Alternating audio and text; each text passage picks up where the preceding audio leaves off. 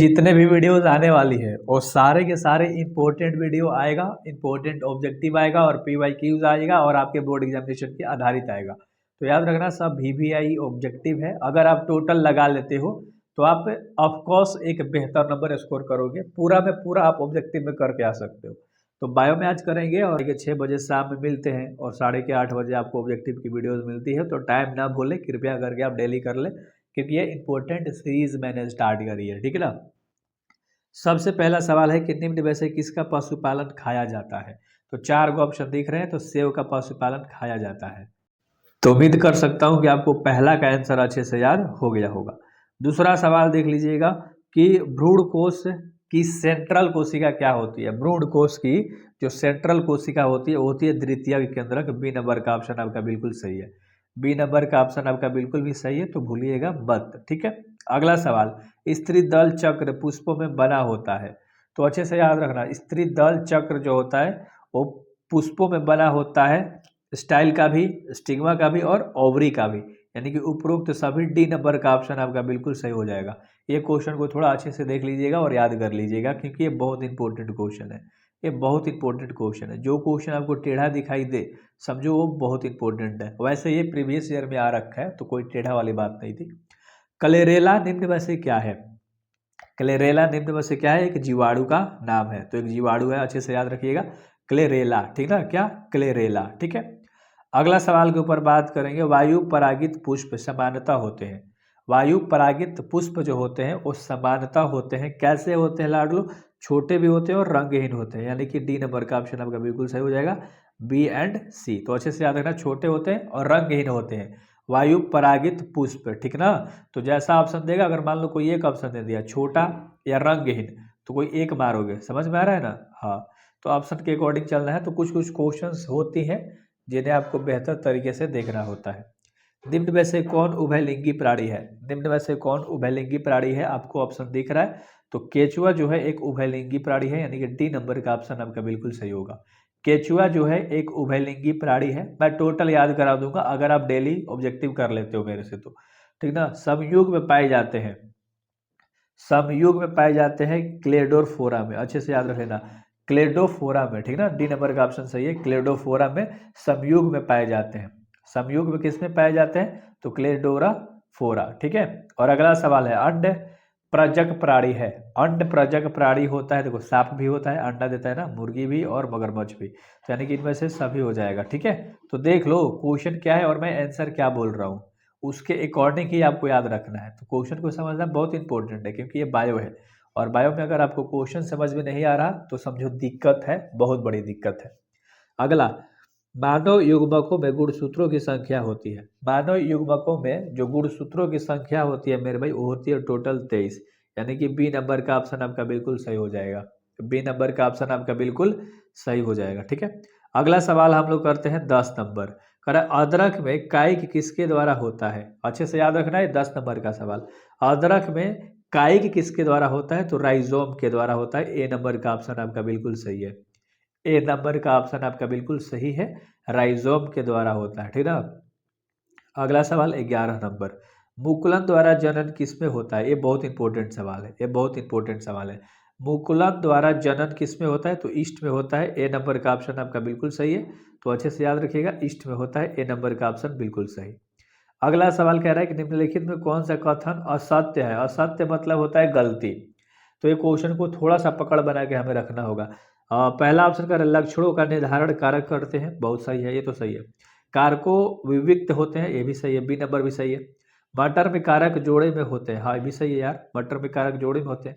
Allele का आपस में संरक्षित होता है, समीक्षण होता है, तो डी नंबर का ऑप्शन बिल्कुल क्या है, असत्य है। तो डी नंबर का ऑप्शन आपका बिल्कुल सही हो जाएगा क्योंकि असत्य पूछ रहा था, ठीक है। मुझे पता है कि इसमें आपको थोड़ा सा समझ में नहीं आया होगा, अगर आ गया है तो बहुत बढ़िया है, अगर आप पढ़े हो तो, ठीक है। अगला सवाल, एक जीन के विभिन्न रूपों को कहा जाता है। एक जीन के विभिन्न रूपों को कहा जाता है युग्म क्विलपी, याद रख लेना, युग्म क्विलपी, ठीक है। तो बी नंबर का ऑप्शन सही है, थोड़ा सा टेढ़ा नाम है ना, और ये इंपॉर्टेंट क्वेश्चन है, अच्छे से पकड़ बना लेना इस पे प्लीज, ठीक है, अच्छे से कर लेना। अगला सवाल 14 नंबर, मनुष्य में मात्रात्मक का उदाहरण है। मनुष्य में मात्रात्मक का उदाहरण होता है त्वचा का रंग बी नंबर का ऑप्शन सही है। क्या है? बी नंबर का ऑप्शन आपका बिल्कुल सही है। अगला सवाल हम लोग 15 नंबर करेंगे और 3 से 4 मिनट लगेगा इस वीडियोस में। घबराना बिल्कुल भी मत, अच्छे से सुनो। मेंडल के नियम का एक अपवाद है। मेंडल के नियम का एक अपवाद क्या है? सहलगनता। अच्छे से याद रख लेना, सी नंबर का ऑप्शन सही है। ठीक है, ऑप्शन के अकॉर्डिंग 4 गो ऑप्शन था ना, प्रभाविता, युग्मक की शुद्धता, सहलगलता और स्वतंत्र अपयुग्मन। तो सी नंबर का ऑप्शन बिल्कुल सही है। अगला जो 16 नंबर सवाल है, अर्जित गुणों में वंशागति का सिद्धांत किनके द्वारा दिया गया है? तो 16 नंबर का जो ऑप्शन है लाडलो है बी, लैमार्क के द्वारा दिया गया है। बी नंबर का ऑप्शन बिल्कुल सही है। बी नंबर का ऑप्शन आपका बिल्कुल सही है। अगला 17 नंबर, मेंडल ने प्रतिपादित किया था, मेंडल ने प्रतिपादित किया था आनुवंशिकता के नियम को। सी नंबर का ऑप्शन सही है। मेंडल ने आनुवंशिकता के नियम को प्रतिपादित किया था, अच्छे से याद रख लीजिए। ठीक है, अगला सवाल के ऊपर हम लोग बात करेंगे। कैपेसिटेस एक प्राकृतिक क्रिया है जो होती है। कैपेसिटेशन एक प्राकृतिक क्रिया है जो होती है, तो एक तरह से मादा जन्म मार्ग में। ठीक है, तो बी नंबर का ऑप्शन बिल्कुल सही है। बी नंबर का ऑप्शन बिल्कुल सही है ना। और अगला सवाल जो 19 नंबर का सवाल है, इसे देखते हैं। शरीर के बाहर होने वाले निषेचन को क्या कहते हैं? जो शरीर के बाहर निषेचन होता है उसे हम कहते हैं विट्रो। क्या कहते हैं? इन विट्रो कहते हैं। ठीक है, तो अच्छे से याद रखना, ए नंबर का ऑप्शन बिल्कुल सही है लाडोलो। शरीर के बाहर होने वाले निषेचन को हम लोग क्या कहते हैं? इन विट्रो कहते हैं। अगला सवाल के ऊपर हम बात करेंगे, निम्न में कौन यौन संचारित है? निम्न में कौन यौन संचारित है? तो सिफिलिस जो है वो यौन संचारित है। डी नंबर का ऑप्शन सही है ना। तो डी नंबर का ऑप्शन आपका बिल्कुल सही है। अगला जो कि सवाल है 21 नंबर। ठीक है, ध्यान से देखिएगा। जनसंख्या अधिक होने से क्या होता है? जनसंख्या अगर अधिक होगा तो क्या होगा? आय की कमी होगी, बहुत बढ़िया, पैसा की कमी होगी, जमीन की भी कमी होगी और खनिज पदार्थ की भी कमी होगी।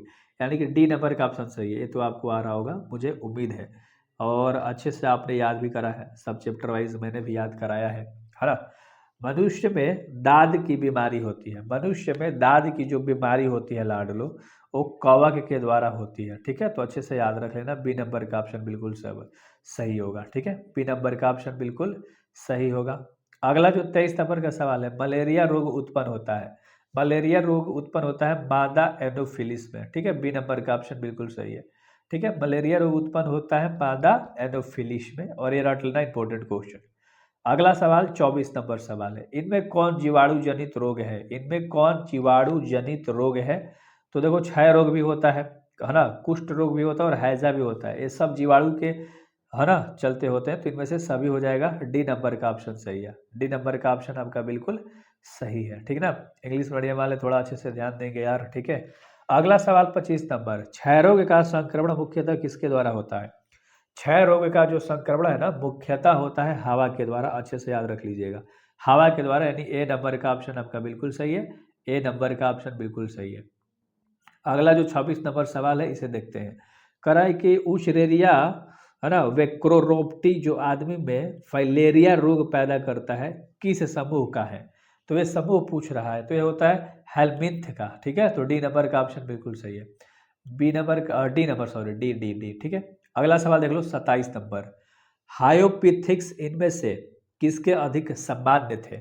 अच्छे से ये क्वेश्चन बताना, क्योंकि ये इंपॉर्टेंट क्वेश्चन है, ये बहुत इंपॉर्टेंट क्वेश्चन है। ऐप के, ठीक है, किसके? ऐप्स के। ठीक है ना, लंगूर के। ठीक है, चलो अगला सवाल हम लोग करते हैं। अगला सवाल के ऊपर बात करेंगे, नई प्रजाति के निर्माण का महत्वपूर्ण कारक। नई प्रजातियों के निर्माण का महत्वपूर्ण कारक उत्परिवर्तन होता है। ठीक है, तो बी नंबर का ऑप्शन आपका बिल्कुल सही है। बी नंबर का ऑप्शन बिल्कुल सही है। और डेली 6:30 8:30 बजे जुड़ो, क्योंकि बहुत इंपॉर्टेंट सीरीज में लेकर आता हूँ अक्सर। ठीक ना, आप फोड़ दोगे अपने बोर्ड एग्जाम में। पक्षियों तथा तितलियों का देना कैसा अंग होता है? पक्षियों तथा तितलियों का जो देना अंग है मेरे भाई, वो कैसा होता है? तो होता है अस्मजात अंग। डी नंबर का ऑप्शन सही है।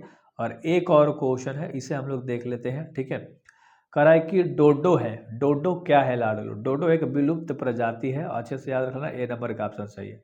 सो डेली शाम में 6:30 बजे और डेली शाम में 8:30 बजे हम लोग मिलते हैं और बेहतर तरीके से ऑब्जेक्टिव करते हैं। सो आई होप कि आपको वीडियो से लग रहा होगा कि बहुत खास ऑब्जेक्टिव का सीरीज चल रहा है, तो अच्छे से आप कर सकते हो।